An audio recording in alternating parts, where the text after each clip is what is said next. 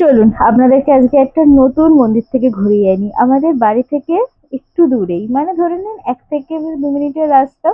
তো তাদের বাড়িতেই নতুন মন্দির প্রতিষ্ঠা হলো, বাড়িতে এসেছেন এই অতিথিটা। হ্যাঁ, অতিথিই বলবো না, কি বলবো বুঝতে পারলাম না, তো আমি অতিথি বললাম, নতুন সদস্য আর কি বাড়ির, হ্যাঁ নতুন সদস্য ঠিক। তারা এসেছেন, ঘর আলো করে থাকবেন এখন। আর বাড়ির পুজো তো একটা আলাদাই আনন্দ, বাড়ির পুজোতে মেয়েরা জামাইরা সবাই মিলে আসে, আত্মীয় স্বজন আসা, আনন্দ করা। আর তাদের মধ্যে এই নাচ হলো সেরা। পাড়াতে এরকম কিছু কিছু কাকিমা, মা, ঠাকমা, জেঠিমারা থাকে, যারা কোনো অনুষ্ঠানে নেচে ফাটিয়ে দেয়, এনারা হলো সেই দলের লোক।